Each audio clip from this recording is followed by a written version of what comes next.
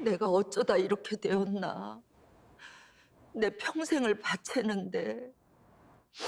새벽 4시의 공기는 얼음처럼 차갑고 고요하기만 한 거실을 가득 채우고 있습니다. 박수님 씨는 오늘도 어김없이 무거운 몸을 일으켜 주방의 작은 불빛 하나에 의지합니다. 그녀의 손마디는 평생의 노동으로 인해 울퉁불퉁하게 튀어나와 훈장처럼 박혔습니다. 오늘은 세상에서 가장 눈에 넣어도 아프지 않을 손주 민호의 12번째 생일입니다. 수님 씨는 며칠 전부터 장을 봐두었던 최상급 한우갈비를 꺼내 핏물을 뺍니다. 이 갈비찜에는 수님 씨 집안에서 3대째 내려오는 30년 비법 간장이 들어갑니다. 이 간장은 한 방울만으로도 죽어가는 음식의 맛을 살려내는 마법 같은 힘이 있습니다.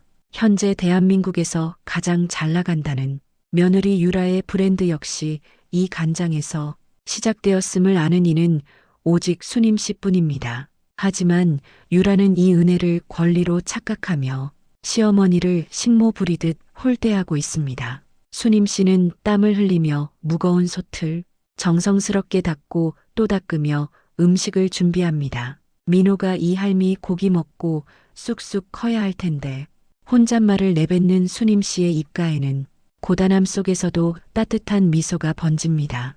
그녀는 손주가 좋아하는 잡채와 각종 전, 그리고 정성이 가득 담긴 궁중 떡볶이까지 하나하나 정성을 다해 만들어 나갑니다. 주방 안은 어느새 구수하고 달콤한 음식의 향기로 가득 차오르기 시작합니다. 그때 안방문이 신경질적으로 열리며 며느리 유라가 부스스한 모습으로 나타납니다. 유라는 화려한 실크 잠옷을 걸친 채 코를 킁킁거리며 노골적으로 인상을 씁니다. 어머니 집안에 이 칙칙한 냄새 뭐예요? 내가 오늘 민호 친구들 온다고 음식 냄새 피우지 말라고 신신당부했잖아요. 유라의 차가운 목소리가 주방에 온기를 단번에 얼려버리고 맙니다. 민호가 내 갈비찜을 워낙 좋아하잖니. 수님 씨가 조심스럽게 대답하지만 유라의 반응은 비수처럼 날카롭습니다. 요즘 애들이 이런 촌스러운 음식을 먹는다고 생각하시는 게 정말 한심해요. 이미 강남에서 제일 유명한 뷔페, 케이터링 불러놨으니까 이거 다 치우세요. 유라는 수님 씨가 밤새 정성 들여 만든 음식들을 마치 오물 보듯 쳐다봅니다. 수님 씨는 서러움이 가슴을 쳤지만 아들과 손주를 위해 다시 고개를 숙였습니다. 그녀는 묵묵히 주방 바닥을 닦으며 며느리의 눈치를 살피는 처지가 되었습니다. 한때 종갓집의 귀한 안주인이었던 그녀가 왜 이런 수모를 겪어야 하는지 누구도 알지 못하는 슬픈 비밀이었습니다. 수님 씨는 억울한 눈물을 삼키며 다시 묵묵히 일손을 움직이기 시작합니다. 오후가 되자 민호의 친구들과 그 부모들이 집 안으로 몰려들어옵니다. 으리으리한 거실은 순식간에 아이들의 웃음소리와 화려한 장식들로 채워집니다. 유라는 우아한 원피스를 차려입고 학부모들 사이에서 성공한 사업가이자 자상한 엄마의 모습으로 연기하고 있습니다. 수님 씨는 주방 구석에서 그 모습을 지켜보다가 아이들이 배고플까 걱정됩니다. 그녀는 며느리의 구박에도 불구하고 정성껏 차려낸 음식 쟁반을 들었습니다. 얘들아, 할머니가 맛있는 고기 해왔다. 수님 씨가 환하게 웃으며 거실 중앙으로 쟁반을 들고 조심히 걸어나갑니다. 아이들이 고소한 고기 냄새에 관심을 보이려 하자 유라의 얼굴이 순식간에 굳습니다. 어머니, 제가 주방에 계시라고 했죠. 유라는 사람들 몰래 수님 씨의 옆구리를 세게 꼬집으며 쟁반을 막아섭니다. 그때 민호의 친구 중 한 명이 수님 씨의 남루한 옷차림을 보며 묻습니다. 민호야, 저 할머니 누구야? 너네 할머니야. 그 질문이 떨어지자마자 거실에는 묘한 정적이 흐르기 시작했습니다. 민호는 친구들의 시선을 의식하며 얼굴이 벌겋게 달아오르더니 소리칩니다. 아니야, 우리 집에 돈 없어서 먹여주고 재워주는 도우미 청소부야. 할머니 아니니까 저리 가요, 더러워요. 민호의 입에서 나온 잔인한 멘트가 수님 씨의 심장을 갈기갈기 찢어놓습니다. 수님 씨는 충격에 손이 떨려 들고 있던 쟁반을 그만 놓치고 맙니다. 그 순간 유라가 달려들어 수님 씨 쟁반을 발로 콰직 소리가 나게 걷어찹니다. 쟁반 위에 있던 갈비찜과 잡채가 거실 카페 뒤로 사방에 튀어나갑니다. 이게 무슨 짓이야? 내 귀한 파티를 이런 더러운 음식으로 다 망쳐놓고. 유라는 사람들 앞에서 수님 씨를 향해 손가락질하며 고함을 지릅니다. 수님 씨는 바닥에 떨어진 고기를 맨손으로 주워 담으며 무릎을 꿇었습니다.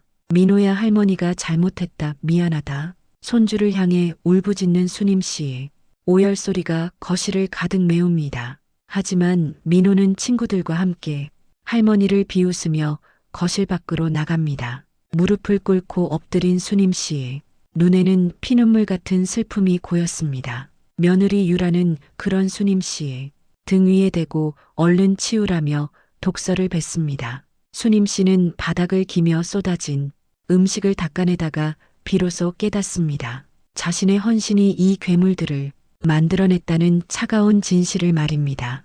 거실을 겨우 정리하고 들어온 수님 씨의 방은 창고보다 좁고 어둡습니다. 그녀는 젖은 앞치마를 벗지도 못한 채 침대 끝에 걸터 앉아 가쁜 숨을 몰아쉽니다.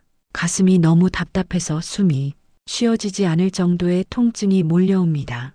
그때 주방 쪽에서 유라가 누군가와 비밀스럽게 통화하는 소리가 들려옵니다. 수님 씨는 홀린 듯 일어나 주방 문틈으로 며느리의 대화를 엿듣습니다. 네, 김 변호사님, 서류는 다 준비됐죠.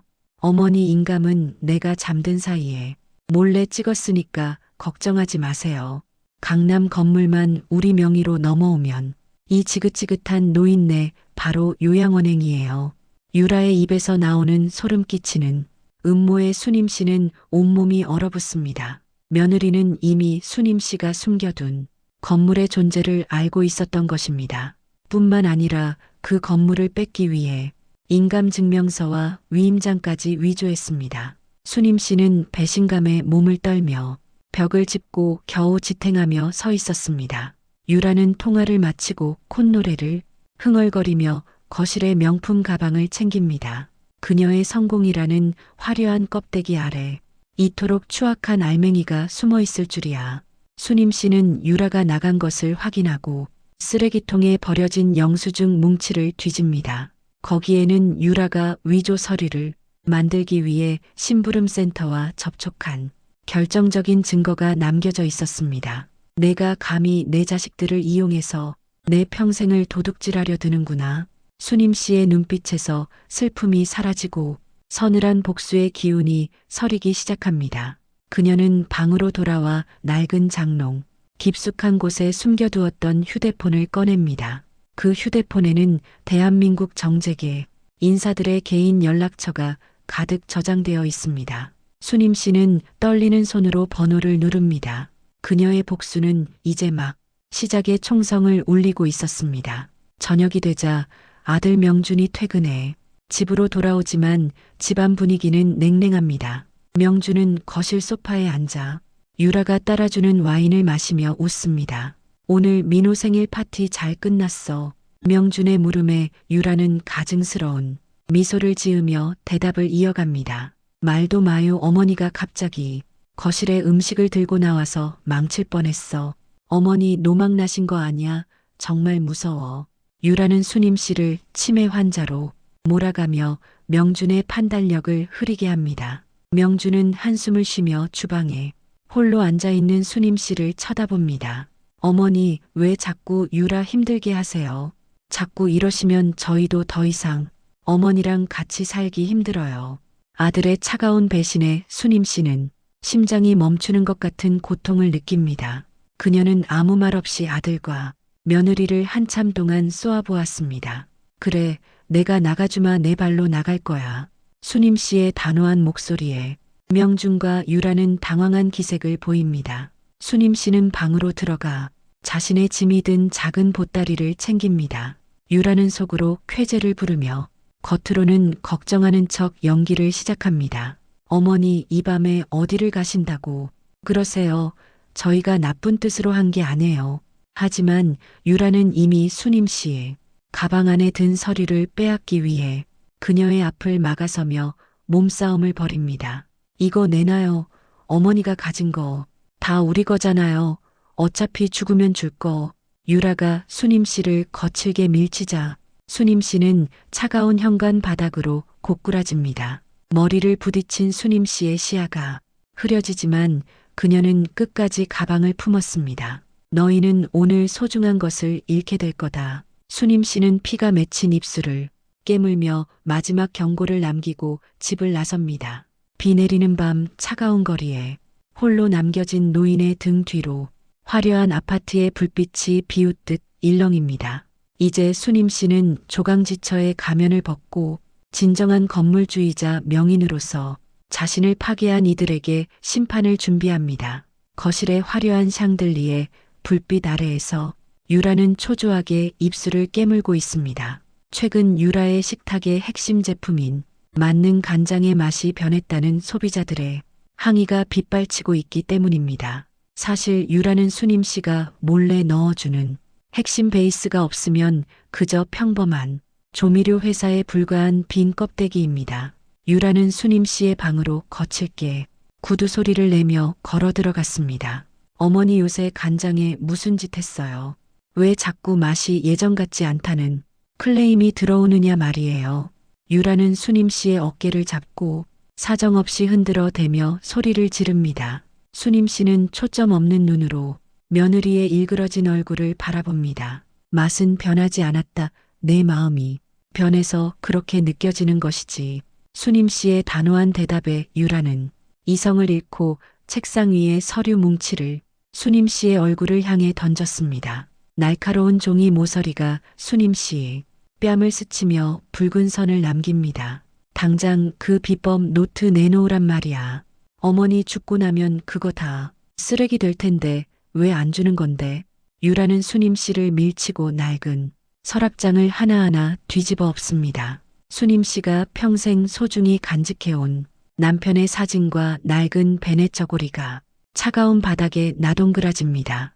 유라의 무자비한 손길에 수님 씨의 작은 안식처는 순식간에 폐허가 됩니다. 수님 씨는 바닥에 떨어진 남편의 사진을 가슴에 품고 신음합니다. 그녀의 손등에는 유라가 핥힌 손톱 자국이 선명하게 새겨졌습니다. 성공이라는 허울 좋은 핑계 아래 며느리는 이미 인간의 길을 벗어나 악마의 형상을 하고 있었습니다. 수님 씨는 떨리는 목소리로 하늘에 계신 남편을 불러봅니다. 하지만 돌아오는 것은 며느리의 비정한 비웃음과 거친 숨소리뿐입니다.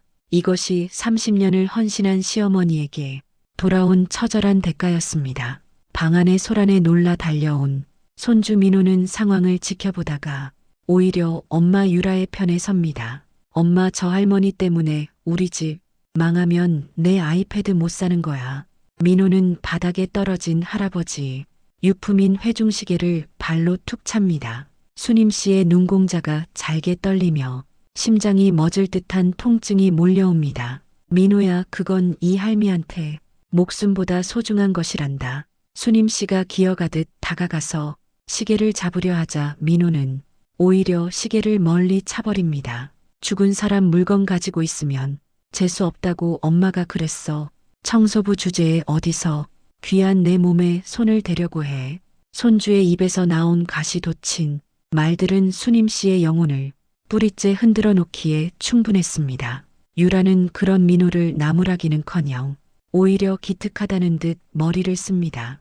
그래, 우리 아들 말이 하나도 틀린 게 없네. 어서 방 치워라. 유라는 수님 씨의 손을 밟으며 거실로 당당하게 걸어나갑니다. 수님 씨는 짓눌린 손가락의 고통보다 가슴속에서 무너져 내리는 가족이라는 환상에 오열했습니다. 그녀는 피멍이 든 손으로 부서진 시계를 겨우 주워 담으며 바닥에 머리를 짓지으며 울었습니다. 내가 죄인이다. 내가 이 괴물들을 내 손으로 키워냈구나. 수님 씨의 통곡 소리가 좁은 방 안을 가득 채우며 울려 퍼지지만 거실에서는 경쾌한 TV 소리만이 그녀의 슬픔을 조롱하듯 흘러나옵니다. 이 집에서 수님 씨는 더 이상 가족이 아닌 치워야 할 오물이자 착취해야 할 기술자에 불과했습니다. 수님 씨는 부서진 시계 태엽을 보며 무서운 결심을 굳힙니다. 자신이 준 모든 것을 제자리로 돌려놓아야 한다는 서늘한 자각입니다. 그녀의 눈물은 이제 슬픔이 아닌 차가운 복수의 강물이 되어 흐릅니다. 다음 날 아침 수님 씨는 평소와 달리 주방 일을 거부하고 거실 소파에 정좌하고 앉았습니다. 유라는 평소처럼 아침 식사가 준비되지 않은 것을 보고 머리끝까지 화가 치밀어 올랐습니다. 지금 시위하시는 거예요. 밥도 안 하고 여기서 뭐 하냐고요. 유라는 수님 씨의 앞으로 다가가 쟁반을 식탁에 쾅 소리 나게 듭니다. 수님 씨는 천천히 고개를 들어 며느리의 눈을 똑바로 응시합니다. 내가 이 집의 주인이고 너희가 사는 이 아파트도 내 돈이다. 이제 그만 이 연극을 끝내야겠다. 수님 씨의 폭탄 발언에 유라는 잠시 당황하는 듯 하더니 이내 비릿한 웃음을 지어 보입니다. 어머니가 드디어 노망이 났나 보네. 이 집 명의가 우리 명준 씨 건데 무슨 말도 안 되는 소리를 해요. 유라는 수님 씨의 멱살을 잡듯 옷깃을 움켜쥐고 흔들어댑니다. 당장 들어가서 국이나 끓여요. 안 그러면 오늘 당장 짐 싸서 길거리로 쫓아낼 줄 알라고요. 유라는 수님 씨의 뺨을 향해 손을 높이 치켜들었습니다. 수님 씨는 피하지 않고 며느리의 손길을 기다리듯 눈을 감고 가쁜 숨을 몰아쉽니다.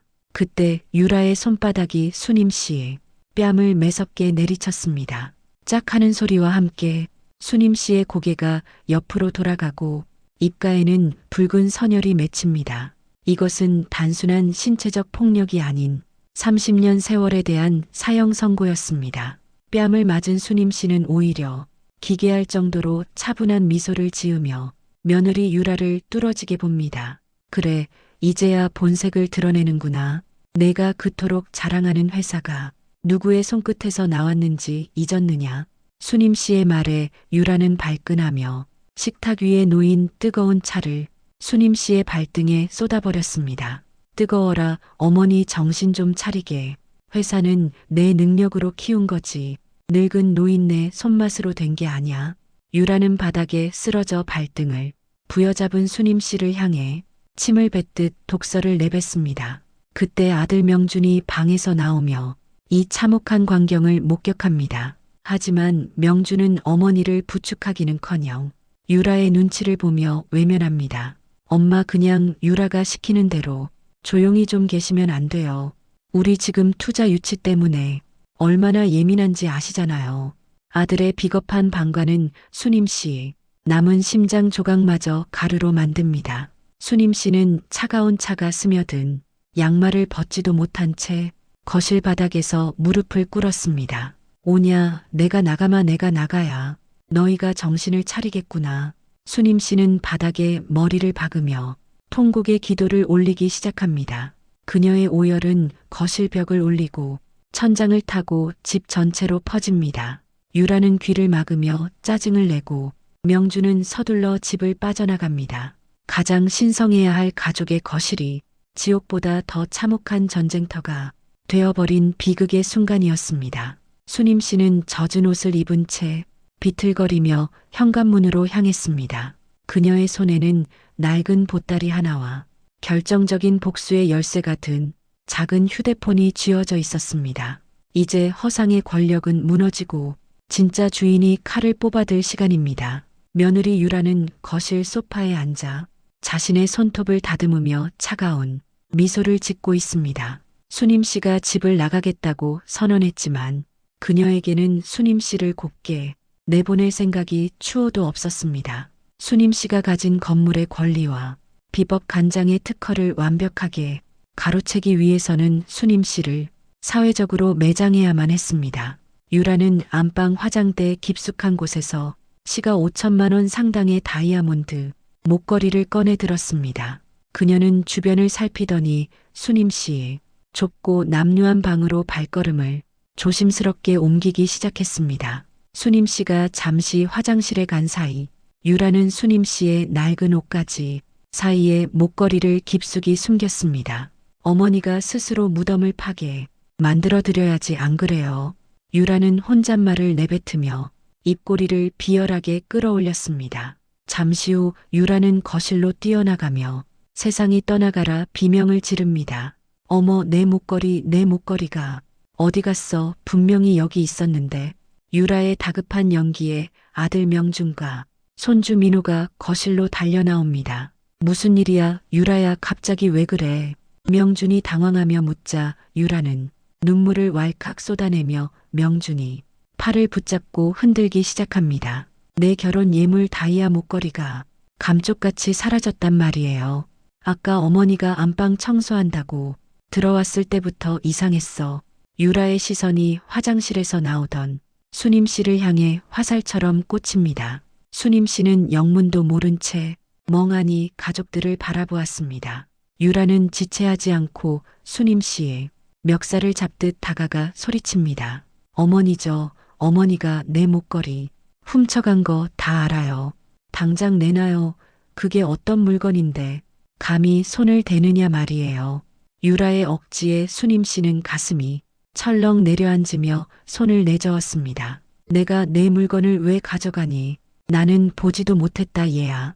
수님 씨의 해명에도 유라는 오히려 더 큰 소리로 악을 쓰며 수님 씨를 방으로 몰아넣습니다. 아니면 당장 방 뒤져볼게요. 내 눈으로 확인해야겠으니까. 유라는 수님 씨의 방으로 들어가 이불과 옷가지를 사방으로 집어던지며 난동을 피웁니다. 명준과 민호 역시 그 광경을 지켜보며 수님 씨를 의심스러운 눈초리로 쳐다보기 시작했습니다.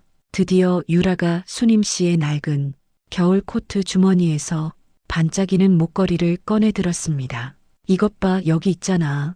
어머니, 정말 실망이에요. 어떻게 며느리 물건에 손을 대요?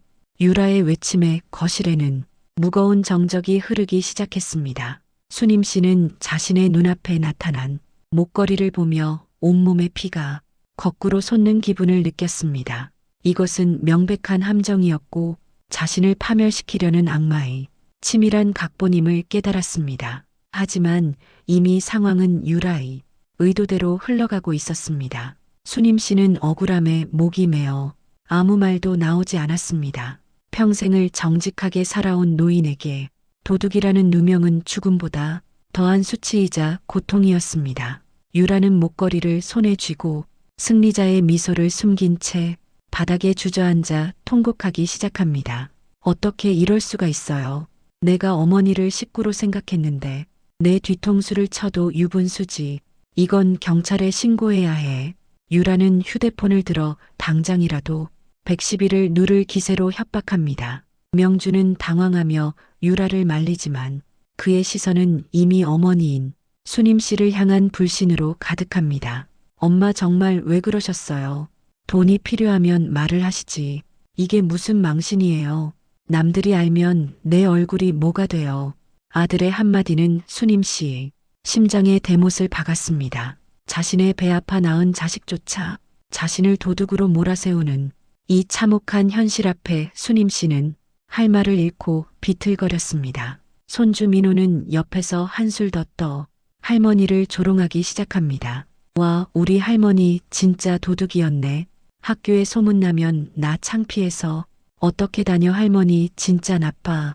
아이의 천진난만한 잔인함은 수님 씨를 벼랑 끝으로 밀었습니다. 수님 씨는 바닥에 무릎을 꿇고 하늘을 향해 절규했습니다. 하늘이 알고 땅이 안다. 내가 평생 너희를 위해 살았는데 어떻게 나한테 이럴 수가 있느냐. 이 천벌을 받을 인간들아. 수님 씨의 오열에도 유라는 눈 하나 깜짝하지 않고 오히려 수님 씨의 짐가방을 현관 밖으로 던져버렸습니다. 어머니 같은 도둑이랑은 한 집에서 단 1분도 못 살아요. 당장 나가요. 안 나가면 정말로 수갑차게 해줄 테니까. 유라는 수님 씨의 어깨를 밀쳐 현관 바닥으로 넘어뜨렸습니다. 수님 씨는 차가운 시멘트 바닥에 얼굴을 부딪히며 쓰러졌습니다. 문이 쾅 닫히는 소리와 함께 수님 씨의 세상은 어둠 속으로 완벽하게 침몰하고 말았습니다. 복도에 홀로 남겨진 수님 씨는 피가 흐르는 무릎을 부여잡고 소리 없이 눈물을 흘렸습니다. 가장 믿었던 가족에게 도둑으로 몰려 쫓겨난 노인의 뒷모습은 세상에서 가장 슬픈 풍경이었습니다. 하지만 그 슬픔의 밑바닥에서 수님 씨의 손이 떨리며 바닥을 짚고 서서히 일어났습니다. 그녀의 눈빛은 더 이상 슬픔에 젖어 있지 않았습니다. 그것은 도끼를 품은 뱀처럼 서늘하고 단단한 빛이었습니다. 유라는 알지 못했습니다. 자신이 쫓아낸 이 노인이 자신이 누리는 모든 부위, 진짜 주인이라는 사실을 말입니다. 수님 씨는 젖은 옷을 추스르며 어둠이 깔린 복도를 걸어 나갔습니다. 수님 씨가 쫓겨난 후 아파트 단지 내에는 삽시간에 이상한 소문이 퍼지기 시작했습니다. 유라가 평소 친하게 지내던 학부모들과 동네 주민들에게 수님 씨의 험담을 늘어놓았기 때문입니다. 우리 집 시어머니가 사실은 도벽이 좀 심하셨거든요. 노인네가 치매가 왔는지 자꾸 남의 물건에 손을 대서 더 이상 모실 수가 없었네요. 유라는 가련한 며느리 코스프레를 며 동네 사람들의 동정심을 샀습니다. 사람들은 수님 씨를 볼 때마다 수군거리며 손가락질을 했습니다. 어머, 저 할머니가 그 도둑 할머니야. 멀쩡하게 생겨서 남의 집 물건이나 훔치고 다니다니. 수님 씨는 잠시 짐을 맡기려 들렀던 동네 공원에서도 사람들의 따가운 시선을 받아야 했습니다. 그녀는 죄인이 아님에도 불구하고 고개를 숙이고 죄인처럼 그림자 속을 걸어 다녔습니다. 심지어 평소 안면이 있던 경비 아저씨조차 수님 씨를 보며 쌀쌀맞게 응대하기 시작했습니다. 할머니, 여기 오래 앉아 있으면 민원 들어오니까 다른 데로 가요. 세상 전체가 유라의 거짓말에 속아 수님 씨를 거대한 벽으로 가두고 고립시키고 있었습니다. 수님 씨는 갈 곳 없는 발걸음을 옮겨 평소 자주 가던 시장 입구에 섰습니다. 하지만 그곳에서도 유라의 직원들이 수님 씨를 발견하고는 비웃음을 흘리며 지나갑니다. 저 할머니 우리 대표님 시어머니라면서 도둑질하다 걸렸다며 세상에 자식 키워봐야 다 소용없다더니 노인네가 참. 수님 씨는 가슴을 쥐어뜯으며 시장통 한복판에서 멈춰 섰습니다. 그녀는 평생을 바쳐 지켜온 자신의 명예가 한순간에 모래성처럼 무너지는 것을 보았습니다. 가장 고통스러운 것은 주변의 비난보다도 아들 명준의 침묵이었습니다. 명준은 어머니가 쫓겨난 후에도 단 한 번의 전화조차 없었습니다. 오히려 유라의 편에 서서 어머니의 연락처를 차단하고 자신들의 평온한 일상을 지키기에 급급했습니다. 수님 씨는 찬 바람이 몰아치는 거리에서 홀로 남겨진 채 자신의 존재 자체가 부정당하는 극심한 소외감을 느꼈습니다. 그녀는 길가에 놓인 낡은 벤치에 앉아 힘없이 하늘을 보았습니다. 눈앞이 흐릿해지며 세상에 모든 불빛이 자신을 비웃는 것 같았습니다. 밤이 깊어지자 기온은 더욱 떨어지고 진눈깨비까지 흩날립니다. 수님 씨는 얇은 코트 한 장에 의지한 채 차가운 거리를 정처 없이 헤매고 있었습니다. 배고픔보다 더 견디기 힘든 것은 뼛속까지 파고드는 배신감이었습니다. 그녀는 문득 자신이 소유한 강남 건물의 관리인에게 연락을 해볼까 생각도 했습니다. 하지만 지금 자신의 몰골로는 아무도 건물주 박수님으로 믿어주지 않을 것만 같았습니다. 수님 씨는 지하철역 계단 밑 어두운 구석에 몸을 숨겼습니다. 그곳에는 이미 몇몇 노숙인들이 자리를 잡고 누워 있었습니다. 수님 씨는 그들 틈바구니에서 낡은 보따리를 베개 삼아 딱딱한 바닥에 몸을 뉘었습니다. 내가 어쩌다 이렇게 되었나? 수님 씨는 흐르는 눈물을 닦을 기운조차 없어 그대로 방치했습니다. 그때 유라에게서 문자 메시지 하나가 도착하는 알림음이 울립니다. 차단된 줄 알았던 유라가 마지막으로 조롱을 보내온 것입니다. 어머니, 지금 어디서 노숙하세요? 주제 파악 좀 하고 사세요. 어머니는 평생 그렇게 밑바닥에서 썩어야 할 운명이에요. 우리 건물 서류는 내가 잘 처리할 테니 걱정 마시고요. 유라의 문자를 본 수님 씨는 온몸의 근육이 경직되는 분노를 느끼며 벌떡 일어났습니다. 며느리는 이미 수님 씨가 가진 모든 것을 빼앗을 준비를 완벽하게 마친 상태였던 것입니다. 수님 씨는 어둠 속에서 자신의 손을 내려다보았습니다. 비록 지금은 흙먼지가 묻고 상처투성이인 손이었지만 이 손은 대한민국 최고의 맛을 만들어낸 명인의 손이었습니다. 그래, 너희가 원하는 대로 내가 쉽게 죽어주지는 않겠다. 수님 씨는 이를 악물며 가방 안쪽 깊숙이 숨겨두었던 비밀 장부를 꺼내 확인했습니다. 그 장부에는 유라가 그동안 회사 돈을 횡령하고 탈세한 모든 내역이 낱낱이 기록되어 있습니다. 수님 씨는 며느리의 악행을 미리 예견하고 보험처럼 증거를 수집해 두었던 것입니다. 비록 지금은 고립무원의 처지이나 그녀에게는 반격의 카드와 진실을 밝힐 힘이 남아 있었습니다. 수님 씨는 차가운 지하철 바닥에서 밤을 지새우며 복수의 칼날을 더욱 날카롭게 갈았습니다. 내일 아침이면 그녀는 더 이상 눈물 흘리는 할머니가 아닌 심판자의 모습으로 세상에 설 것입니다. 진눈깨비는 어느새 거센 눈발로 변해 세상을 하얗게 덮었습니다. 그 눈 아래 수님 씨 차가운 분노가 붉게 타오르고 있었습니다. 진눈깨비가 섞인 찬바람이 지하철 역사에 열린 틈새로 사정없이 밀려듭니다. 박수님 씨는 젖은 보따리를 품에 안은 채 차가운 시멘트 벽에 기대어 가쁜 숨을 몰아쉬고 있습니다.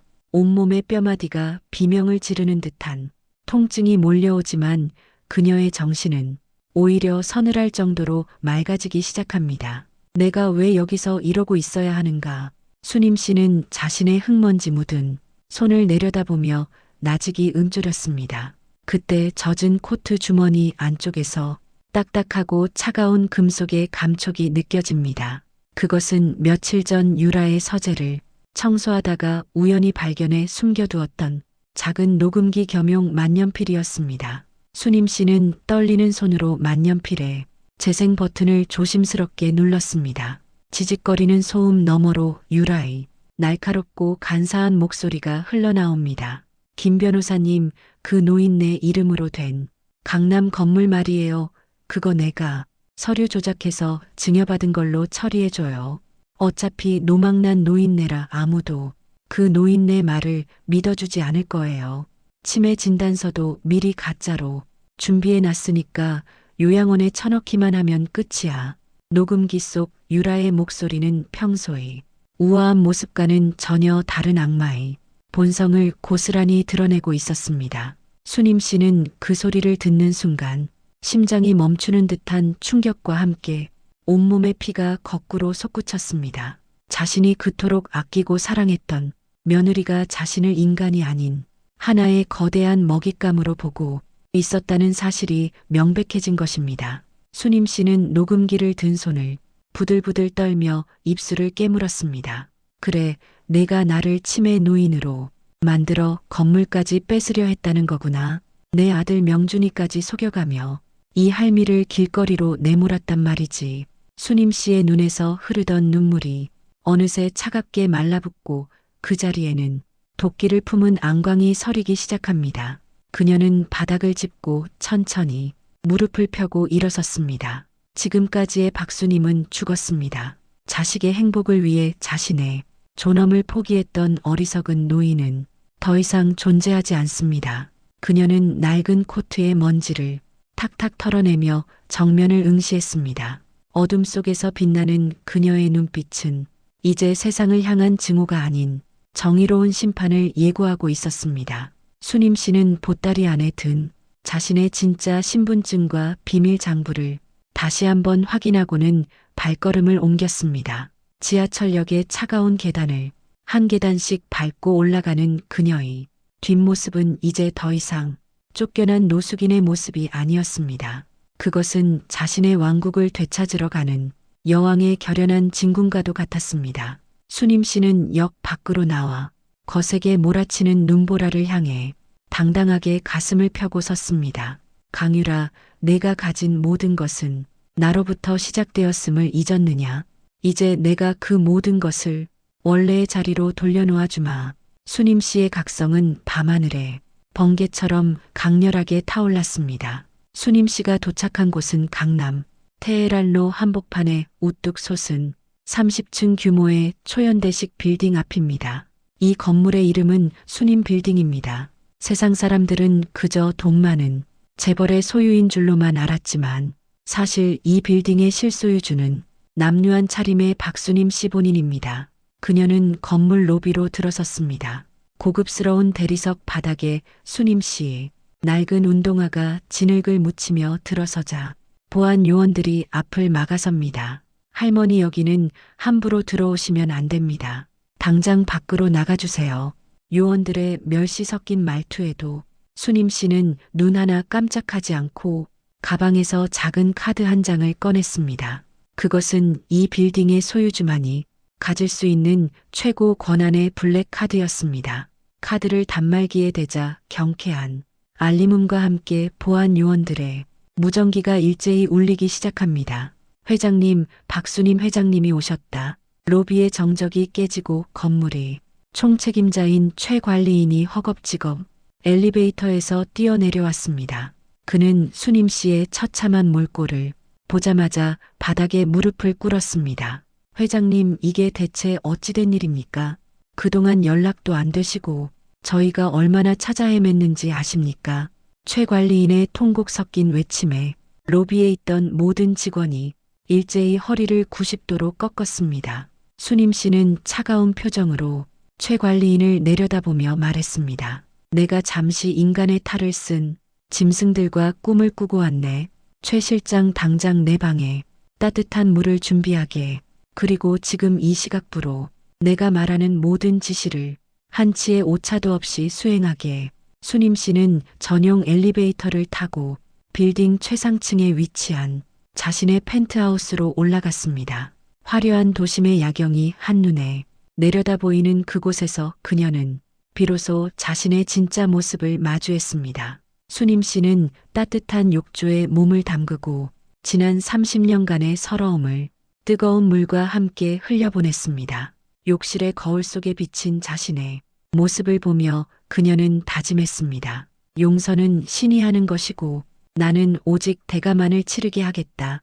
그녀는 최고급 실크 가운을 걸치고 자신의 서재 책상 앞에 앉았습니다. 책상 위에는 며느리 유라가 그동안 저질러온 온갖 비리와 횡령 정황이 담긴 서류들이 최 실장에 의해 이미 정리되어 있었습니다. 수님 씨는 그 서류들을 하나하나 검토하며 차가운 미소를 지었습니다. 그녀는 며느리가 자신의 건물을 담보로 대출을 받으려 했던 위조 서류의 원본을 손에 쥐었습니다. 내가 감히 내 이름을 도용해 이 성역을 더럽히려 했다니. 수님 씨는 펜을 들어 서류 위에 붉은색으로 커다란 가위표를 그었습니다. 그것은 유라의 파멸을 알리는 첫 번째 심판의 낙인이었습니다. 수님 씨는 창밖으로 보이는 유라의 아파트를 향해 서늘한 시선을 던지며 움츠렸습니다. 날이 밝으면 너는 내가 누구의 것을 탐냈는지 처절하게 깨닫게 될 것이다. 이른 아침 수님 빌딩 30층 회장 집무실에는 긴장감이 감돕니다. 수님 씨는 단아한 정장 차림에 백발을 정갈하게 빗어넘긴 채 위험 있는 모습으로 앉아 있습니다. 그녀의 앞에는 국내 최고의 법무법인 변호사들과 회계사들이 일렬로 서서 지시를 기다리고 있습니다. 박 회장님 말씀하신 대로 유라의 식탁에 대한 재무실사를 마쳤습니다. 이미 심각한 자금난을 겪고 있으며 회장님 건물 임대료조차 3개월째 체납 중인 상태입니다.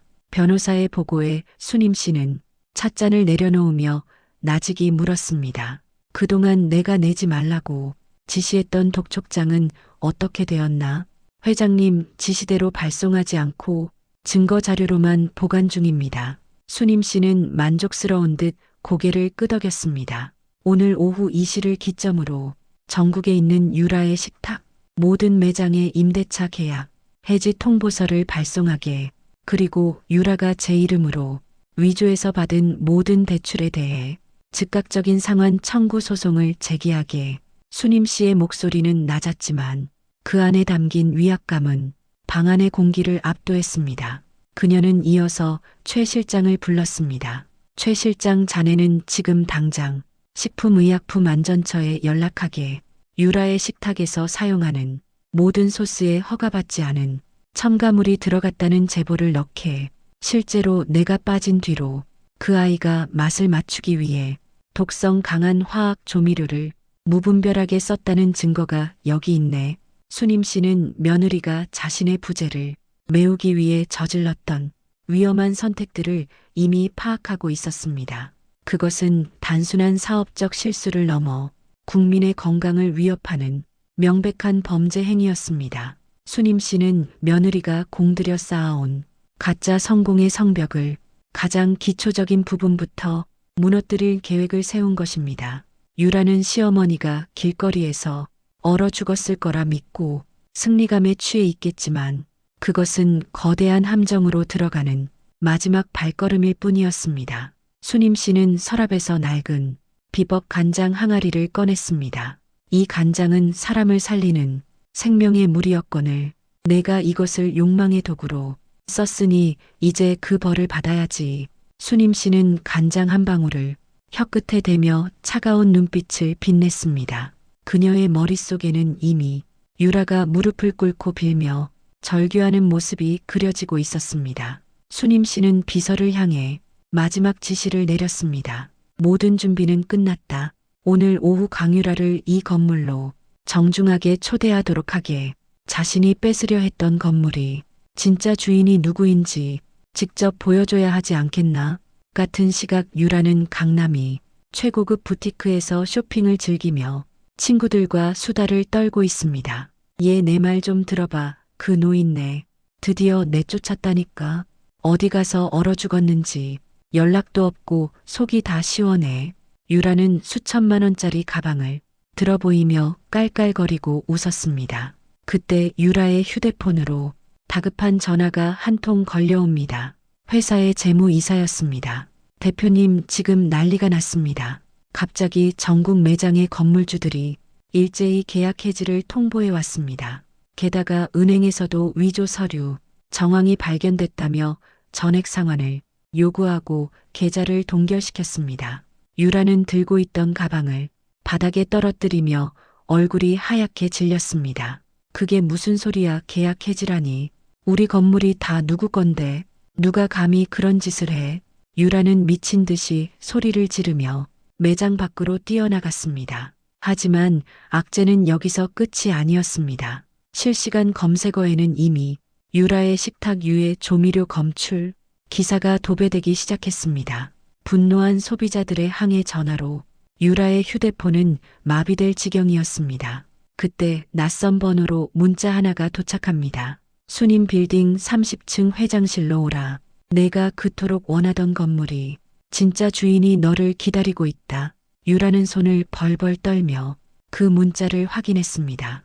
그녀는 도저히 믿을 수 없었습니다. 수님 빌딩의 주인이 누구인지 업계에서도 철저히 베일에 쌓여 있었기 때문입니다. 유라는 홀린 듯 택시를 잡아타고 테헤란로의 수님 빌딩으로 향했습니다. 빌딩 로비에 도착하자 어제 자신이 쫓아냈던 시어머니가 남루한 옷을 입고 서 있을 거라 생각했지만 현실은 전혀 달랐습니다. 최고급 정장을 입은 경호원들이 유라를 에스코트하며 전용 엘리베이터로 안내했습니다. 엘리베이터 문이 열리고 광활한 회장 집무실의 문이 열리자 거대한 책상 뒤로 한 여인이 우아하게 앉아 있었습니다. 유라는 눈을 비비며 여인의 얼굴을 확인하고는 경악했습니다. 그곳에는 어제 자신이 뺨을 때리고 거리에 내팽개쳤던 시어머니 박수님 씨가 앉아 있었습니다. 수님 씨는 유라를 향해 천천히 고개를 들며 차갑게 미소 지었습니다. 어서 오너라 유라야. 내가 그토록 탐내던 내 집인데 왜 그렇게 넋을 놓고 서 있느냐? 유라는 충격에 다리가 풀려 그 자리에 주저앉고 말았습니다. 수님 씨의 위엄서린 목소리가 방 안가득 천둥처럼 울려 퍼졌습니다. 이제 쥐와 고양이의 위치는 완벽하게 뒤바뀌어 있었습니다. 박수님 씨는 쏟아지는 빗물 속에서 낡은 보따리를 끌어안고 떨었습니다. 이미 온몸은 감각이 없을 정도로 차가운 냉기에 잠식되어 버렸습니다. 쫓겨난 그 집에서 들려오던 손주의 조롱 섞인 웃음소리가 심장을 난도질하는 환청이 됩니다. 내가 전생에 무슨 죄를 지었나? 수님 씨는 젖은 입술을 깨물며 어둠이 깔린 공원 벤치에 앉았습니다. 그때 코트 안쪽 주머니에서 딱딱한 물체가 손끝에 걸렸습니다. 그것은 며칠 전 유라의 서재를 청소하다가 우연히 발견했던 작은 녹음기 겸용 만년필이었습니다. 혹시나 하는 마음에 재생 버튼을 떨리는 손가락으로 눌러보았습니다. 지직거리는 소음 너머로 유라의 날카롭고 표독스러운 목소리가 정적을 깨고 흘러나오기 시작합니다. 김 변호사, 그 할망구 이름으로 된 강남 건물 서류는 다 준비됐지. 치매 진단서만 조작하면 끝이야. 어차피 제정신 아니라고 몰면 세상 누구도 그 노인 말 안 들어. 유라의 목소리는 마치 악마의 속삭임처럼 수님 씨의 귓가를 맴돕니다. 수님 씨는 순간 호흡이 가빠지며 가슴을 부여잡고 비틀거렸습니다. 며느리가 자신의 재산을 노리고 치밀하게 덫을 놓았다는 사실이 명백한 증거로 드러난 것입니다. 슬픔은 어느새 차가운 증오로 변해 혈관을 타고 뜨겁게 요동칩니다. 강유라, 내가 감히 나를. 수님 씨의 눈에서 흐르던 눈물이 어느새 말라붙고 서늘한 안광이 어둠 속에서 번뜩이기 시작했습니다. 이것은 단순한 배신이 아니라 한 인간의 존엄을 짓밟은 범죄였습니다. 수님 씨는 녹음기를 꽉 움켜쥐며 바닥을 짚고 천천히 일어섰습니다. 비에 젖은 머리카락을 뒤로 넘기며 그녀는 다시 태어나는 기분을 느낍니다. 착한 시어머니로서의 박수님은 이 빗속에서 이미 죽었습니다. 이제 남은 것은 자신의 것을 되찾고 악마들을 심판할 냉혹한 작가뿐입니다. 그녀는 젖은 옷을 추스르며 가장 먼저 자신이 숨겨두었던 진짜 비상금을 찾아가기로 합니다. 강남 요지에 세워둔 자신의 빌딩, 그곳 지하 깊숙한 곳에 보관해둔 금고의 열쇠가 그녀의 마지막 무기입니다. 수님 씨는 비틀거리는 걸음을 옮겨 어둠이 짙게 깔린 거리를 향해 당당하게 가슴을 펴고 나아갑니다. 빗소리는 어느새 그녀의 복수를 축복하는 북소리처럼 들려왔습니다. 그녀의 머릿속에는 이미 며느리를 향한 치밀한 심판의 대본이 쓰이고 있습니다. 용서는 하늘이 하는 것이고 인간인 자신은 오직 대가를 치르게 할 뿐이라는 사실을 깨닫습니다. 수님 씨의 낡은 운동화가 웅덩이를 힘차게 밟으며 복수의 서막을 알립니다. 이 길의 끝에서 기다리고 있는 것은 찬란한 승리와 처절한 응징뿐입니다. 그녀는 다시 한번 녹음기를 확인하며 입가에 서늘한 미소를 머금었습니다. 지하철역 출구 계단 밑 어두운 구석. 수님 씨는 그곳에 잠시 몸을 숨기고 보따리 깊숙한 곳을 뒤졌습니다. 비에 젖은 종이 뭉치들 사이에서 낡은 통장 하나가 모습을 드러냅니다. 그것은 30년 전 남편이 남겨준 마지막 유산이자 종잣돈이었습니다. 세상은 그녀가 그저 식모처럼 며느리 집에서 빌부터 사는 줄 알았지만 이 통장 안에는 수십억의 현금과 빌딩 소유권 서류가 들어 있습니다. 자식들이 스스로 일어서기를 바라는 마음에 꽁꽁 숨겨두었던 사랑이 이제는 칼날이 되어 돌아왔습니다. 수님 씨는 통장을 가슴에 품고 자신을 무릎 꿇린 손주 민호와 며느리 유라의 얼굴을 떠올렸습니다. 더럽다고 했느냐, 냄새난다고 했느냐. 그녀의 목소리는 분노로 떨렸고 손톱은 손바닥을 파고들었습니다. 사랑이 깊었던 만큼 배신감의 크기는 가늠할 수조차 없었습니다. 그때 유라에게서 문자 한 통이 휴대폰 화면을 밝게 비춥니다. 어머니, 지금 어디서 얼어 죽었나요? 경찰에 도둑으로 신고했으니까 다시는 이 근처에 얼씬도 마세요. 유라의 잔인한 조롱 섞인 문자에 수님 씨는 오히려 차분해졌습니다. 분노가 극에 달하면 오히려 얼음처럼 차가워진다는 진리를 몸소 체험합니다. 수님 씨는 떨리는 손으로 답장을 보내는 대신 휴대폰 전원을 껐습니다. 이제 세상과의 연결을 잠시 끊고 철저한 유령이 되어 복수를 설계합니다. 그녀는 자신이 가진 모든 재력을 동원해 며느리가 공들여 쌓아온 유라의 식탁을 무너뜨릴 것입니다. 그 회사의 모든 소스와 레시피는 사실 수님 씨의 손끝에서 나왔습니다. 자신이 빠진 그 회사가 얼마나 빠르게 썩어가는지 보여줄 참입니다. 수님 씨는 낡은 안경을 닦으며 결연한 표정으로 지하철 노선도를 봅니다. 그녀의 목적지는 오직 한 곳입니다. 자신의 진짜 정체를 알고 있는 유일한 충복이 기다리는 장소입니다. 그곳에서 그녀는 새로운 신분을 얻고 완벽한 건물주 박수님으로 부활합니다. 며느리가 그토록 갈망하던 그 자리가 사실은 시어머니의 발밑이었다는 사실을 알게 될 때의 그 표정이 기대됩니다. 수님 씨는 어둠 속에서 빛나는 지하철 불빛을 향해 걸어갔습니다. 그녀의 뒷모습은 이제 더 이상 초라한 노인이 아닌 거대한 폭풍입니다. 복수의 시계는 이미 움직이기 시작했고 그 누구도 멈출 수 없게 되었습니다. 박수님은 자신의 뺨을 때린 그 손을 기억하며 차가운 숨을 내뱉었습니다. 강남 테헤란로의 화려한 빌딩 숲, 그 중에서도 가장 웅장한 자태를 뽐내는 골드타워의 30층 회장 집무실입니다. 수님 빌딩의 관리인이자 수님 씨의 충실한 비서였던 최 실장은 벌써 사흘째 연락이 두절된 박 회장을 찾기 위해 동분서주합니다. 회장님 대체 어디 계신 겁니까? 그는 초조한 듯 창밖을 바라보며 끊임없이 전화를 걸어보지만 돌아오는 것은 차가운 기계음뿐입니다. 그때 집무실의 육중한 문이 열리며 누더기 같은 옷을 걸친 노파가 조용히 방 안으로 걸어 들어옵니다. 보안 요원들이 그녀를 막으려 했지만 최 실장은 그녀의 눈빛을 보는 순간 심장이 멈추는 듯한 충격을 받았습니다. 비에 젖고 남루한 차림이었지만 그 눈빛만은 30년 전 세상을 호령하던 철의 여인 박수님의 것이었습니다. 최 실장은 바닥에 무릎을 꿇으며 눈물을 왈칵 쏟아내고 말았습니다. 회장님, 이게 대체 어찌된 일입니까? 그동안 어디서 이런 고초를 겪으셨나요?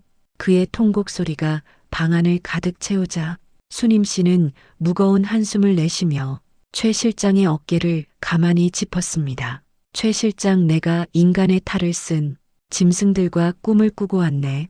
수님 씨의 목소리는 낮았지만 그 안에는 거부할 수 없는 위험이 서리발처럼 날카롭게 서려 있었습니다. 최 실장은 허겁지겁 일어나 수님 씨를 소파로 안내했습니다. 따뜻한 차를 대접하며 그는 분노로 온몸을 부르르 떨기 시작했습니다. 회장님이 아들 집에서 식모살이를 하며 구박을 받았다는 사실을 이제야 눈치챘기 때문입니다. 당장 그놈들을 잡아다 법의 심판을. 최 실장의 말에 수님 씨는 가볍게 고개를 저으며 차가운 미소를 짓습니다. 아니, 법은 너무 빠르고 싱겁다네. 그들이 가진 것을 하나씩 빼앗아 가장 밑바닥까지 추락시켜야지. 수님 씨는 최 실장에게 자신이 가져온 녹음기를 건네주었습니다. 그 안에는 며느리 유라의 추악한 음모와 패륜적인 대화가 담겨 있습니다. 최 실장은 녹음 내용을 확인하며 주먹을 불끈 쥐고 이를 갈았습니다. 회장님, 지시만 내려주십시오. 수님 씨는 창밖으로 보이는 유라의 회사 건물을 응시했습니다. 먼저 유라의 식탁에 공급되던 비법 간장 원액을 전면 중단하게, 그리고 우리 건물의 임대료 체납을 이유로 즉각 퇴거 명령을 내리게. 수님 씨의 첫 번째 명령이 떨어지자 최 실장은 단호하게 고개를 끄덕였습니다. 이제 진짜 싸움이 시작된 것입니다. 수님 빌딩 최상층 펜트하우스에서 수님 씨는 따뜻한 물에 몸을 녹이며 지난 며칠간의 고통을 씻어냈습니다. 거울 속에 비친 자신의 모습은 비록 나이가 들어 주름이 깊었지만 눈동자만큼은 청년처럼 빛나고 있습니다. 그녀는 최고급 실크 가운을 걸치고 서재에 앉아 유라의 식탁 재무제표를 꼼꼼하게 분석하기 시작했습니다. 껍데기만 화려할 뿐 속은 텅 비었구나. 며느리 유라는 시어머니의 비법을 가로채기 위해 무리한 투자를 감행했고 현재 자금난에 허덕이고 있었습니다. 수님 씨는 유라가 가장 믿고 있는 주요 투자자들의 명단을 확인했습니다. 그 투자자들은 사실 모두 수님 씨와 수십 년간 인연을 맺어온 지인들이었습니다. 수님 씨는 직접 전화를 걸어 자신의 부활을 알리고 협조를 구합니다. 박 회장님 살아계셨군요. 전화기 너머로 들려오는 지인들의 반가운 목소리에 수님 씨는 잠시 잊고 지냈던 자신의 권력을 다시 한번 실감하게 됩니다. 그녀는 지인들에게 유라의 회사에서 모든 자금을 즉각 회수할 것을 요청합니다. 며느리가 세운 모래성은 이제 바람 한 자락에도 무너질 위기입니다. 수님 씨는 서랍에서 낡은 수첩을 꺼내 복수의 로드맵을 그려나갑니다. 1단계는 자금줄을 차단하는 것이고 2단계는 사회적 매장을 시키는 것입니다. 그리고 마지막 3단계는 법의 이름으로 완벽하게 파멸시키는 것입니다. 수님 씨는 창가로 다가가 강남이 화려한 야경을 내려다보았습니다. 저 불빛들 중 상당수가 자신의 소유라는 사실이 새삼스럽게 느껴집니다. 민호야, 내가 더럽다고 했던 할미가 내 아빠와 엄마의 생사여 탈권을 쥐었다. 수님 씨의 목소리는 슬픔이 섞였지만 결코 흔들림이 없었습니다. 자식에 대한 눈먼 사랑이 독이 되어 돌아왔음을 뼈저리게 느꼈기에 더 이상의 자비는 존재하지 않습니다. 그녀는 최 실장에게 전화를 걸어 내일 오전 중으로 유라의 회사 임시 이사회를 소집하라고 지시합니다. 그 자리에 박수님 회장이 직접 등판하여 진실을 폭로할 계획입니다. 며느리 유라는 아마 꿈에도 모를 것입니다. 자신이 쫓아낸 그 늙은 노파가 내일 아침 자신의 목을 조여올 거대한 사자라는 사실을 말입니다. 수님 씨는 조용히 눈을 감으며 복수의 밤을 맞이할 준비를 마칩니다. 적막한 펜트하우스에는 오직 그녀의 차가운 숨소리만이 감돕니다. 박수님 회장은 화려한 집무실 의자에 앉아 자신을 배신한 이들을 떠올립니다. 그녀는 이제 더 이상 억울하게 울기만 하던 그 시절의 힘없는 할머니가 아닙니다. 박 회장은 최 실장을 향해 서늘한 눈빛을 던지며 나직하게 말합니다. 최 실장, 그동안 저들이 가로챈 내 비법 간장 특허 건부터 찾아와야겠네. 이미 법무팀을 통해 유라의 식탁에 대한 가처분 신청을 완료했습니다. 회장님.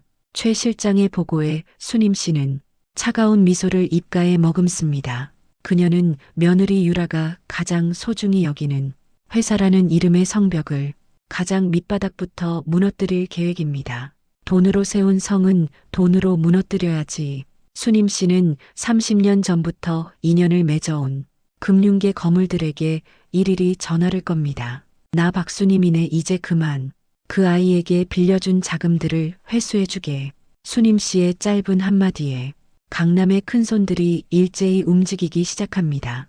유라가 누리던 모든 부귀영화는 사실 수님 씨가 잠시 빌려준 신기루에 불과했다는 사실을 이제 곧 증명할 시간입니다. 수님 씨는 비서가 내온 최고급 보이차를 마시며 서랍 속에 낡은 사진 한 장을 꺼냅니다. 아들 명준과 며느리 유라가 환하게 웃고 있는 결혼 사진입니다. 수님 씨는 미련 없이 그 사진을 반으로 찢어 쓰레기통에 던져버립니다. 혈육이라는 이름의 마지막 끈을 그녀 스스로 잘라버린 것입니다. 준비는 끝났다. 이제 사냥을 시작하지. 수님 씨의 목소리는 방 안의 공기를 얼어붙게 만들 만큼 냉혹했습니다. 같은 시각 유라의 사무실은 폭풍 전야처럼 긴장감이 감돌고 있습니다. 유라는 여기저기서 걸려오는 독촉 전화에 정신을 차리지 못합니다. 뭐라고요? 대출 연장이 안 된다니요. 우리 회사가 지금 매출이 얼마인데 갑자기 자금 회수라니 말이 됩니까? 유라는 책상 위의 집기들을 사방으로 집어던지며 히스테리를 부립니다. 그녀는 아직도 이 모든 일이 어디서부터 시작되었는지 깨닫지 못합니다. 그저 경쟁사의 방해이거나 운이 나쁜 상황이라고만 생각합니다. 그때 아들 명준이 사색이 된 얼굴로 사무실 문을 박차고 들어옵니다. 유라야, 지금 난리 났어. 우리 집이랑 차까지 전부 압류됐대. 명준의 목소리는 공포에 질려 보기흉하게 떨리고 있었습니다. 그게 무슨 소리야, 압류라니. 유라는 명준의 멱살을 잡듯 다가가 소리를 지르며 악을 씁니다. 당신이 보증 선거라도 있어. 아니, 그게 아니라 우리 명의로 된 모든 재산이 사실은 어머니가 설정해둔 담보물이었다는 거야. 명준의 말에 유라는 다리에 힘이 풀려 그 자리에 주저앉고 말았습니다. 시어머니 박수님이 자신들에게 준 모든 것은 선물이 아니라 언제든 거두어갈 수 있는 덫이었습니다. 유라는 비로소 소름 끼치는 공포를 온몸으로 느끼기 시작합니다. 그 노인네가 살아있어. 죽었을 리가 없어. 그 눈보라 속에서 어떻게 살아남았다는 거야. 유라는 미친 사람처럼 중얼거리며 자신의 머리카락을 쥐어뜯습니다. 하지만 복수의 여신은 이미 그녀의 바로 뒤에 서 있었습니다. 유라의 식탁 긴급 이사회 날입니다. 유라는 화장을 짙게 하고 최대한 당당한 모습으로 회의실 상석에 앉아 있습니다. 하지만 그녀의 손은 테이블 밑에서 끊임없이 떨리고 있습니다. 오늘 이 자리는 우리 회사의 지배 구조 변경을 위한 자리입니다. 유라가 입을 떼려는 순간 회의실에 육중한 문이 열리며 눈부신 조명과 함께 한 여인이 등장합니다. 최고급 명품 정장을 입고 위엄 있는 걸음걸이로 들어오는 박수님 회장의 모습에 이사진들이 일제히 자리에서 일어나 허리를 숙입니다. 유라는 자신의 눈을 의심하며 벌떡 일어나 비명을 지릅니다. 어머니가 왜 여기 계세요? 여기가 어디라고 감히 들어오시는 거예요? 유라의 패륜적인 언사에 이사진들이 눈살을 찌푸리며 그녀를 노려봅니다. 수님 씨는 아무 말 없이 유라가 앉은 상석을 향해 걸어갑니다. 이 자리는 주인을 기다리고 있었구나. 수님 씨는 최 실장이 내미는 지분 증명 서류를 탁자 위에 던집니다. 유라의 식탁 지분 70%를 소유한 대주주 박수님입니다. 수님 씨의 선언에 회의실은 순식간에 정적에 휩싸입니다. 유라는 서류를 확인하고는 얼굴이 흙빛이 되어 무너집니다. 말도 안 돼, 이건 사기야. 유라의 발악에도 수님 씨는 눈 하나 깜짝하지 않고 자신의 자리를 되찾아 앉습니다. 며느리에게 뺨을 맞고 쫓겨났던 그 노인은 이제 며느리의 생사여 탈권을 쥔 심판자로 돌아왔습니다. 회의실에 남은 유라와 수님 씨 사이에 서늘한 공기가 흐릅니다. 유라는 이제야 사태를 파악하고 바닥에 무릎을 꿇고 기어옵니다. 어머니, 제가 정말 잘못했어요. 제가 잠시 미쳤었나 봐요. 한 번만 살려주세요. 유라는 수님 씨의 구두를 붙잡고 눈물을 쏟으며 비굴하게 빕니다. 하지만 수님 씨는 그런 며느리를 벌레 보듯 내려다볼 뿐입니다. 내 뺨을 때릴 때의 그 기계는 어디로 가고 이렇게 추하게 구느냐. 수님 씨는 유라의 손을 차갑게 뿌리치며 일어섭니다. 내가 그토록 자랑하던 회사는 오늘부로 해산 절차를 밟을 것이다. 그리고 내가 내 비법을 훔쳐 벌어들인 모든 수익은 부당이득 반환 소송으로 환수할 거다. 수님 씨의 사형 선고와 같은 말에 유라는 넋이 나간 듯 허공을 봅니다. 어머니 민호를 생각해서라도 민호는 이미 내가 망쳐놓았지. 수님 씨는 마지막 한마디를 남기고 회의실을 당당하게 빠져나갑니다.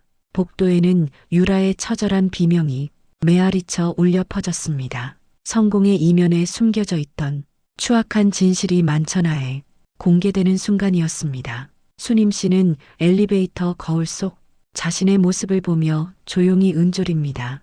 이제 마지막 심판만이 남았구나.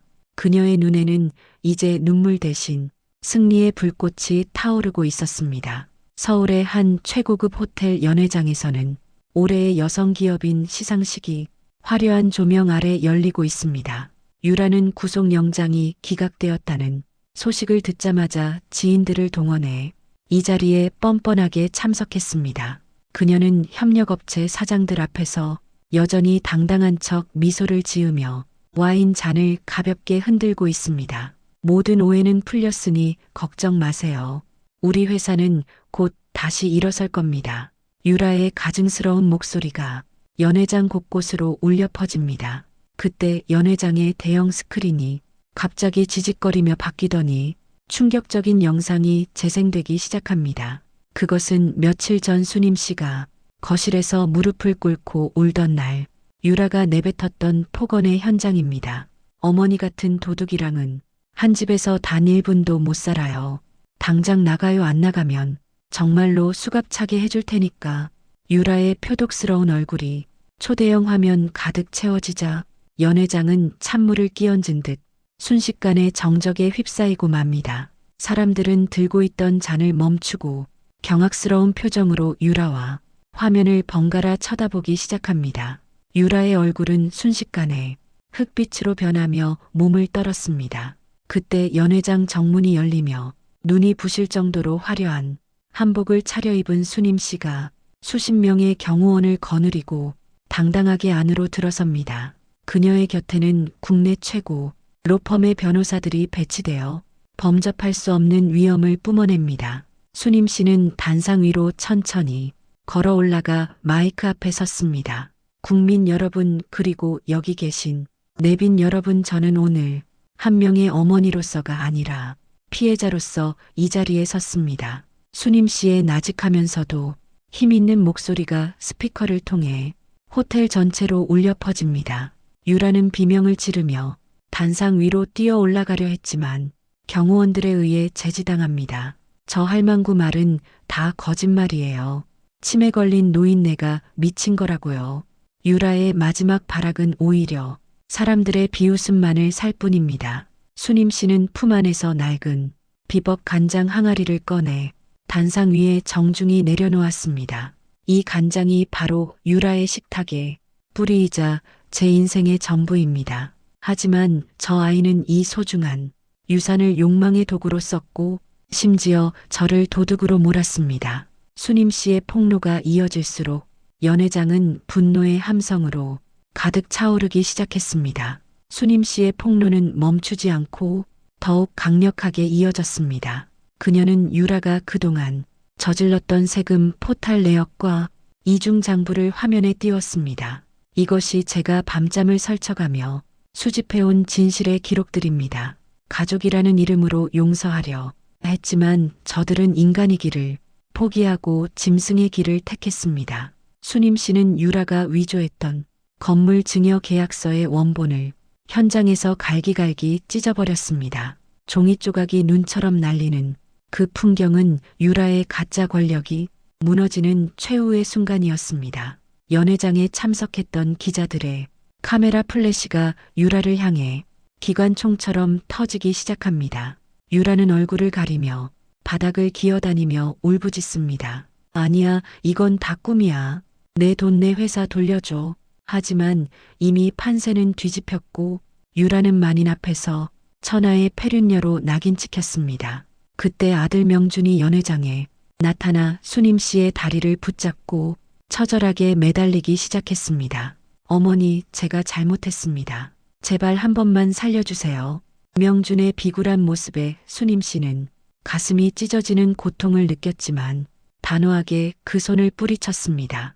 이미 늦었다. 너희가 내민 손은 사랑이 아니라 탐욕이었으니. 수님 씨는 단상에서 내려와 당당하게 연회장을 빠져나갔습니다. 호텔 로비에는 이미 경찰들이 대기하고 있었고 유라와 명준은 수많은 취재진이 보는 앞에서 수갑을 찬 채 연행되었습니다. 이것은 30년 헌신을 배신으로 갚은 자들에게 내려진 하늘의 준엄한 심판이었습니다. 수님 씨는 호텔 밖으로 나와 밤하늘을 올려다보았습니다. 차갑던 공기가 이제야 비로소 시원한 바람으로 느껴졌습니다. 가슴속을 짓누르던 돌덩이가 하나둘씩 내려가는 기분이었습니다. 이제 진실은 밝혀졌고 악인들은 각자의 지옥으로 걸어 들어갈 준비를 마쳤습니다. 수님 씨의 눈에서는 더 이상 슬픔의 눈물이 흐르지 않았습니다. 그것은 승리한 자만이 흘릴 수 있는 뜨겁고 고귀한 환희의 눈물이었습니다. 구치소에서 조사를 마치고 집행유예와 거액의 추징금을 선고받은 유라와 명준은 하루아침에 거리에 나앉았습니다. 화려했던 강남의 아파트는 이미 경매로 넘어갔고 명품 가방과 보석들도 모두 압류되어 하나도 남지 않았습니다. 유라는 헝클어진 머리에 때가 탄 옷을 걸친 채 서울 변두리의 낡은 여인숙을 전전하는 처참한 신세가 되었습니다. 명준 역시 일용직 노동을 하며 하루하루를 겨우 버텨내지만 평생 고생을 모르고 살았던 그에게 현실은 지옥보다 참혹했습니다. 두 사람은 결국 마지막 희망인 수님 씨의 펜트하우스를 찾아가기로 결심했습니다. 차가운 빗줄기가 쏟아지는 날, 두 사람은 수님 빌딩 로비에서 경비원들에게 문전박대를 당하며 울부짖습니다. 우리 어머니 만나러 왔어. 나 박 회장 아들이야. 명준은 경비원의 바짓가랑이를 붙잡고 애걸복걸하지만 경비원은 차가운 눈빛으로 그를 밀쳐버릴 뿐입니다. 박 회장님께서는 당신 같은 자식은 둔 적이 없다고 하셨습니다. 그 말이 명준의 가슴을 송곳처럼 날카롭게 찔렀습니다. 유라는 옆에서 미친 듯이 웃다가 울기를 반복하며 회장실로 향하는 엘리베이터 앞에서 무릎을 꿇었습니다. 어머니, 제가 무릎 꿇고 빌게요. 제발 문 좀 열어주세요. 민호가 지금 밥도 못 먹고 길거리에서 떨고 있단 말이에요. 유라는 가장 비겁한 무기인 손주 민호를 앞세워 수님 씨의 모성애를 자극하려 합니다. 그때 엘리베이터 문이 열리고 수님 씨가 비서들을 거느리고 우아한 모습으로 나타났습니다. 수님 씨는 바닥에 기어다니는 유라와 명준을 보며 싸늘한 미소를 머금었습니다. 수님 씨의 발치에 머리를 조아린 유라와 명준은 앞다투어 자신들의 잘못을 고해성사합니다. 어머니, 제가 유라에게 속았어요. 저는 정말 아무것도 몰랐습니다. 명준은 아내인 유라에게 모든 책임을 전가하며 비굴하게 목숨을 구걸했습니다. 유라는 그런 남편을 보며 악을 쓰며 싸우기 시작합니다. 당신이 언제 속았어? 당신도 돈 들어온다니까. 제일 좋아하며 서류 도장 찍었잖아. 두 사람의 추악한 공방전이 빌딩 로비에서 만천하에 공개되는 부끄러운 순간입니다. 수님 씨는 그런 두 사람을 벌레 보듯 내려다보며 손을 가볍게 들어 제지했습니다. 그만해라, 듣기 거북하구나. 수님 씨의 한마디에 로비는 순식간에 얼어붙듯 적막해졌습니다. 수님 씨는 비서가 건네준 돈 봉투를 두 사람 앞에 바닥으로 툭 던졌습니다. 이것은 너희를 불쌍히 여겨 주는 돈이 아니다. 민호가 배고프다고 하니 할미로서 마지막으로 주는 밥값이라고 생각하거라. 돈 봉투를 본 유라와 명준은 자존심도 버린 채 바닥을 기어다니며 돈을 챙겼습니다. 그 모습이 너무나 비참하고 추해서 보는 이들조차 고개를 돌릴 정도였습니다. 수님 씨는 그런 두 사람에게 마지막 경고를 날렸습니다. 다시는 내 눈앞에 나타나지 마라. 만약 한 번만 더 내 근처에 얼씬거리면 그때는 정말 법의 심판이 아닌 내 방식으로 너희를 처단할 것이다. 수님 씨는 뒤도 돌아보지 않고 전용 차량에 몸을 실었습니다. 차창 너머로 빗속에서 서로 돈을 더 갚겠다고 싸우는 유라와 명준의 뒷모습이 멀어지는 것을 보며 수님 씨는 눈을 지그시 감았습니다. 비굴한 참회는 용서를 위한 것이 아니라 생존을 위한 마지막 발악임을 그녀는 너무나 잘 알고 있었습니다. 수님 씨는 차 안에서 민호의 중학교 입학 통지서를 가만히 어루만졌습니다. 부모는 버릴지언정 아이는 제대로 키우겠다는 그녀만의 마지막 효도와 보상의 설계였습니다. 비는 그칠 줄 모르고 내렸지만 수님 씨의 마음은 이제 쾌청한 가을 하늘처럼 맑았습니다. 차가운 겨울바람이 창문을 세차게 두드리는 깊은 밤이었습니다. 박수님 회장은 자신의 집무실에서 오래된 장부를 한 장씩 넘기며 차분하게 마지막 심판을 준비합니다. 유라의 식탁은 이미 파산 절차에 돌입했으며 모든 자산은 국가에 의해 동결된 상태였습니다. 하지만 며느리 유라는 마지막까지 자신의 잘못을 깨닫지 못하고 수님 씨의 비법 간장 원액을 훔쳐 해외로 도피할 계획을 세웁니다. 유라는 야간 경비원의 눈을 피해 수님 빌딩 지하에 위치한 비밀 창고의 잠금 장치를 해제합니다. 이것만 있으면 나는 다시 어디서든 일어설 수 있어. 유라는 미친 사람처럼 중얼거리며 항아리를 향해 손을 뻗었습니다. 하지만 그 순간 주위의 조명이 눈이 부시게 켜지며 수님 씨와 수사관들이 유라를 포위했습니다. 강유라, 너는 끝까지 내 선의를 범죄의 수단으로 이용하는구나. 수님 씨의 목소리는 분노를 넘어 깊은 허탈함이 묻어 있었습니다. 유라는 당황하며 항아리를 바닥에 던져 깨뜨리려 위협합니다. 오지 마요. 이거 다 깨버릴 거야. 내가 못 가지면 아무도 못 가져. 유라의 비열한 발악에 수님 씨는 가차없이 수사관들에게 체포 지시를 내렸습니다. 그 아이의 손에 수갑을 채워라. 법의 심판이 얼마나 무거운지 이제야말로 깨닫게 해줘야겠다. 유라는 비명을 지르며 바닥을 뒹굴었지만 이미 늦었습니다. 그녀가 훔치려 했던 것은 간장이 아니라 자신의 남은 일말의 양심이자 기회였습니다. 수님 씨는 깨진 항아리 조각을 내려다보며 눈을 지그시 감았습니다. 30년 세월의 착취와 모멸감이 철커덕 소리를 내는 수갑소리와 함께 종지부를 찍는 순간입니다. 유라는 연행되면서도 수님 씨를 향해 입에 담지 못할 욕설을 퍼부으며 발버둥을 쳤습니다. 수님 씨는 그런 며느리의 뒷모습을 보며 소리 없이 눈물을 흘렸습니다. 악을 처단하는 일은 통쾌하지만 가족이 괴물이 된 현실은 여전히 시린 상처로 남았습니다. 수님 씨는 비서의 부축을 받으며 창고를 빠져나와 하늘을 봅니다. 이제야 비로소 악의 뿌리가 완벽하게 뽑혀나간 기분입니다. 그녀는 비서에게 명령했습니다. 이제 남은 아들과 손주에게도 그들의 죗값을 물어야겠네. 수님 씨의 마지막 심판은 이제 자신의 혈육을 향합니다. 유라의 체포 소식은 다음 날 모든 뉴스 채널의 머리 기사를 화려하게 장식하며 세상을 뒤흔듭니다. 아들 명주는 구치소 면회실에서 수의를 입은 유라를 마주하며 절망의 눈물을 쏟아냈습니다. 유라야, 우리 이제 어떡해? 민호는 또 어떡하고? 명준의 비겁한 눈물에 유라는 창유리를 깨부술 듯 내리치며 명준을 향해 독설을 내뱉습니다. 다 당신 때문이야. 당신이 그 노인네 제대로 감시 안 해서 우리가 이 꼴이 된 거잖아. 끝까지 남 탓만 하는 유라의 모습에 명준은 그제야 자신이 어떤 괴물과 살았는지 깨닫습니다. 한편 수님 씨는 손주 민호를 자신의 집무실로 조용히 불렀습니다. 민호는 할머니의 화려한 변신에 겁에 질려 고개를 들지 못합니다. 민호야, 내가 할미에게 했던 그 말들을 기억하느냐? 청소부라고 더럽다고 했던 그 차가운 말들을 말이다. 수님 씨의 나직한 물음에 민호는 바닥에 무릎을 꿇고 통곡합니다. 할머니, 제가 정말 잘못했어요. 엄마가 시키는 대로만 했어요.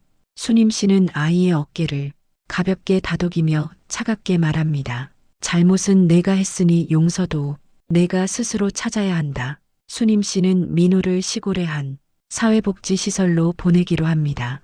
그곳에서 노동의 가치를 배우고 자신이 멸시했던 사람들의 고귀함을 직접 느끼게 할 계획입니다.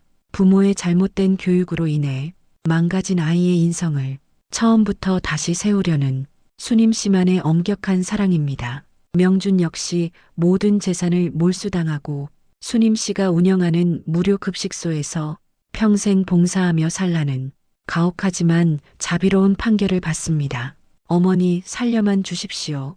제가 평생 속죄하며 살겠습니다. 명준은 급식소 바닥을 닦으며 어머니의 발치에서 오열했습니다. 수님 씨는 아들의 오열을 뒤로하고 당당하게 집무실을 나섰습니다.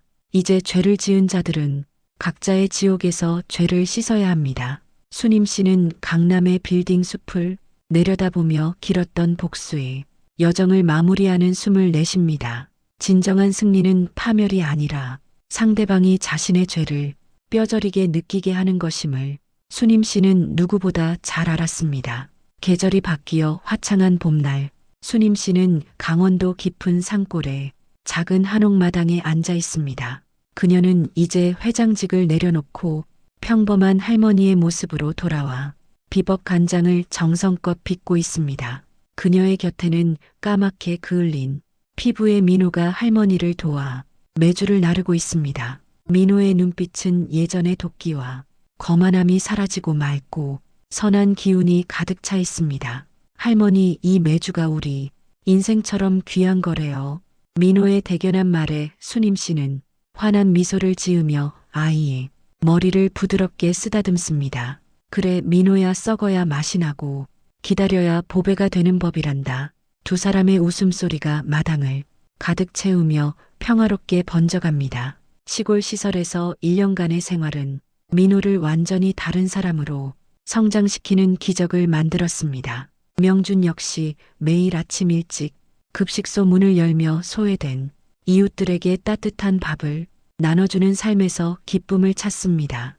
비록 예전처럼 화려한 차와 명품 옷은 사라졌지만 그의 가슴에는 진정한 가족의 의미가 새겨지기 시작했습니다. 명준은 가끔 어머니를 찾아와 먼발치에서 인사를 올리고 자신의 수입을 쪼개어 만든 작은 선물을 전하고 돌아갑니다. 수님 씨는 아들의 변화를 보며 비로소 마음의 짐을 내려놓습니다. 자식 이기는 부모 없다더니 결국 이렇게 돌아오는구나. 수님 씨는 장독대 앞에 서서 하늘에 계신 남편에게 조용히 감사의 인사를 올립니다. 가족을 무너뜨리는 복수가 아니라 가족을 바로 세우는 복수였기에 그녀의 가슴은 이제 평온합니다.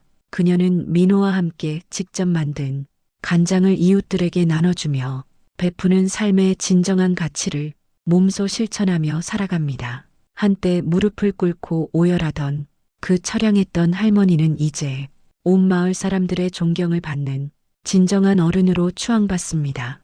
이것이 수님 씨가 꿈꿔왔던 진정한 효도와 보상의 결말입니다.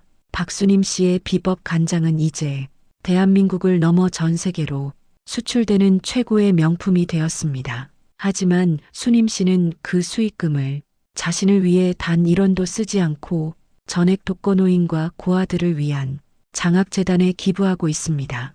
그녀는 오늘 자신의 70세 생일을 맞아 소박한 잔치를 열었습니다. 화려한 호텔 연회장이 아니라 자신이 평생 일궈온 작은 간장 공장의 마당입니다. 그곳에는 그녀가 정성껏 키워온 아이들과 이웃들이 모여 앉아 국수를 나눠 먹습니다. 명준과 민호도 앞치마를 두르고 사람들에게 음식을 나르며 행복한 미소를 짓고 있습니다. 할머니 생신 축하드려요. 민호가 직접 쓴 편지를 낭독하자 수님 씨의 눈가에는 감동의 눈물이 맺혔습니다. 과거의 상처는 이제 흉터가 되어 그녀의 인생을 더욱 단단하게 지탱해주는 힘이 됩니다. 수님 씨는 사람들의 축하를 받으며 자신의 인생을 되돌아봅니다. 가장 밑바닥에서 겪었던 그 굴욕과 고통의 순간들이 지금의 찬란한 결실을 맺기 위한 필수적인 과정이었음을 깨닫습니다. 며느리 유라는 감옥에서 자신의 잘못을 뉘우치며 매일 수님 씨에게 참회의 편지를 보내오고 있습니다. 수님 씨는 아직 그 편지에 답장을 하지는 않았지만 언젠가 진심이 닿는 날 그녀를 용서할 준비를 하고 있습니다. 인생은 간장처럼 익어가는 것. 수님 씨는 마지막 내레이션과 함께 카메라를 향해 인자하게 웃습니다. 그녀의 뒤로 지는 노을이 황금빛으로 마당을 적시며 대단원의 막을 내립니다. 시청자들에게는 권선징악의 통쾌함과 함께 진정한 가족의 사랑이라는 깊은 여운을 남깁니다. 박수님이라는 한 여인의 치열하고도 아름다운 투쟁은 수많은 시니어 시청자들의 가슴속에 영원히 기억될 것입니다. 그녀의 평화로운 뒷모습을 비추며 드라마는 카타르시스와 함께 따뜻한 위로를 전하며 끝납니다. 정의는 승리하고 사랑은 결국 모든 것을 치유한다는 망고의 진리를 남긴 채 말입니다.